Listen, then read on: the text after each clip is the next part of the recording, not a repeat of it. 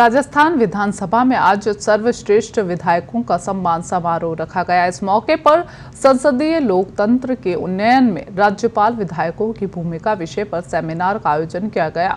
मुख्य अतिथि पश्चिम बंगाल के राज्यपाल जगदीप धनखड़, मुख्यमंत्री अशोक गहलोत और स्पीकर सीपी जोशी ने दीप प्रज्वलन कर सेमिनार का शुभारंभ किया। इस मौके पर राज्यपाल धनखड़ ने कहा कि सीपी जोशी ने सीपीए शाखा को आगे बढ़ाया है।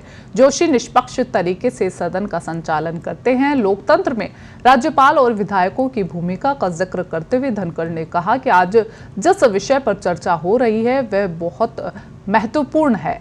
कोई भी कानून से ऊपर नहीं है, सब इसी के दायरे में है। आज विधायक और राज्यपाल बहुत बड़ी चुनौती का सामना कर रहे हैं। मुख्यमंत्री अशोक गहलोत ने राज्यपाल धनखड़ का स्वागत करते हुए कहा कि वे आज राज्यपाल के गरिमामय पद पर है। राजस्थान को इसका गौरव मिला है। स्पीकर सीपी जोशी ने कहा कि संसदीय लोकतंत्र के उन्नयन में राज्यपाल की महत्वपूर्ण भूमिका होती है।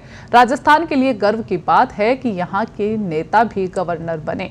पश्चिम बंगाल के सीएम रहे ज्योति बसु के कार्यकाल का जिक्र करते हुए जोशी ने कहा कि उस समय धर्मवीर राज्यपाल थे, उन्होंने सरकार का भाषण नहीं पढ़ा था, लेकिन आज परिस्थिति बदल रही है। प्रतिपक्ष के नेता गुलाब चंद कटारिया ने कहा कि आज लोकतंत्र में राज्यपाल धनखड़ अपनी भूमिका निभा रहे हैं, जहां आए दिन सरकार से टकराव की स्थिति बनी रहती है। हम अपने सीपीए के माध्यम से डॉक्टर सीपी जोशी जी ने जिस विषय का चयन किया है वो अत्यंत चुनौतीपूर्ण है। Role of governor and the legislators in furtherance of parliamentary democracy, इसका सामयिक महत्व भी है। कोई दिन नहीं जाता जब ये पीड़ा मैं महसूस नहीं करता हूं, तो मैं मानकर चलता हूं विधायकों की भी पीड़ा होगी जो वो महसूस करते होंगे। डॉक्टर सीपी जोशी जी को मैं धन्यवाद इसलिए भी देना चाहता हूं कि विषय के चयन में उन्होंने भारत की संविधान की मूल भावना को दर्शाया है। यदि अगर आप भारत के संविधान के अनुच्छेद 168 को देखेंगे तो उसमें स्पष्ट अंकित है, legislature consist of the governor and members of the assembly.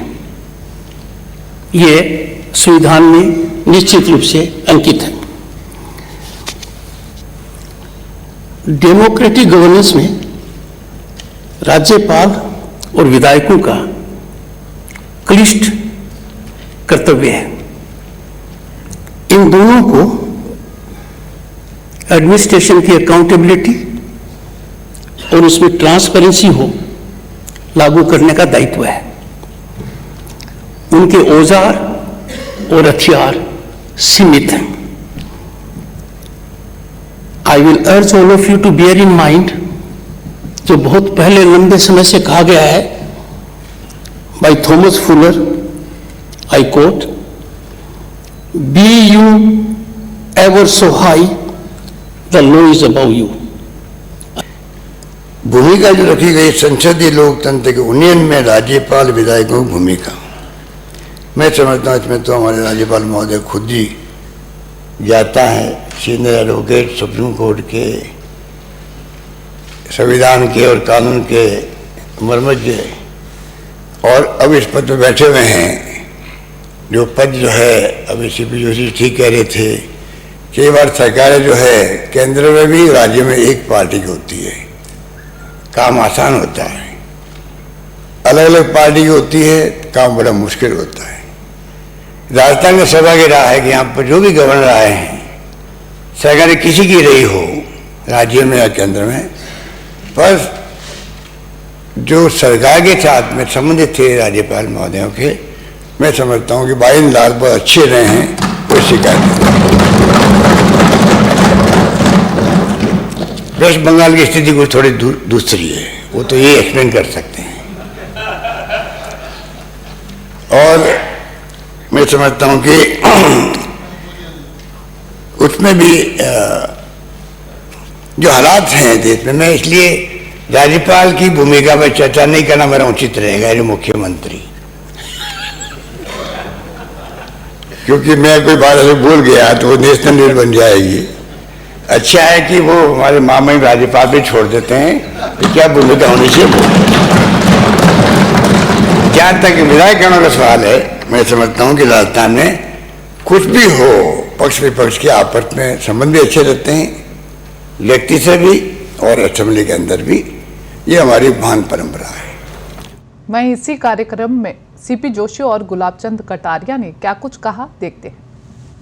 इसे हमने आज रखा है, वो इसे विषय रखा है कॉन्स्टिट्यूशन में यूनियन फर्दरेंस, गवर्नर का और विधायकों की भूमिका का। माननीय महामहिम महोदय, मुझे आपको स्मरण कराने में बहुत प्रसन्नता भी है। इस देश में संसदीय लोकतंत्र का एक इतिहास था जब बंगाल के गवर्नर थे धर्मवीर जी, वो ब्यूरोक्रेट थे मान्यवर, और आप पॉलिटिशियन हैं जो को बंगाल में आज गवर्नर का काम करने का मौका मिला। मैं स्मरण दिलाना चाहता हूं कि धर्मवीर जी जब गवर्नर थे तब देश की राजनीति में एक परिवर्तन हो रहा था। उस समय बंगाल में कम्युनिस्ट पार्टी की सरकार थी और ज्योति बसु वहाँ के मुख्यमंत्री थे। आपको स्मरण होगा कि गवर्नर की भूमिका यह है कि विधानसभा में जो भाषण दिया जाता है वो काउंसिल ऑफ मिनिस्टर पास करने के बाद गवर्नर को देती है, और गवर्नर उस भाषण को सदन में पढ़ता है। पर पहली बार इस देश के इतिहास में गवर्नर धर्मवीर जी ने, जो तत्कालीन मुख्यमंत्री थे और सरकार थी, जिनके भाषण को विधानसभा में नहीं पढ़ा। मैं स्मरण इसलिए दिलाना चाहता हूं कि उस समय देश की जो परिस्थितियां थी उसमें पहली बार एक ऐसी सरकार विधानसभा में थी और केंद्र में एक अलग तरह की सरकार थी। आज दोबारा इस देश में एक ऐसा अवसर आया जब प्रदेश में एक अलग तरह की सरकार है और केंद्र में एक अलग तरह की सरकार है, और वहाँ के बंगाल के मुख्य गवर्नर हैं, राजस्थान के पूर्व विधानसभा के सदस्य, केंद्र के मंत्री, और आज आप वहाँ पर बैठे हुए गवर्नर के रूप में।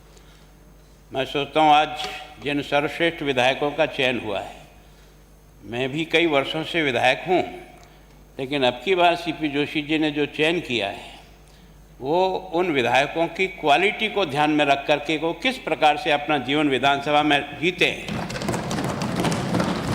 आज ये इस विधानसभा का सौभाग्य है कि एक शेड्यूल ट्राइब का लगातार कोटड़ा जैसे एक दुर्गम क्षेत्र से विधायक के रूप में जीत करके आया तीसरी बार, और किस तरह से अपनी बात को रखता है।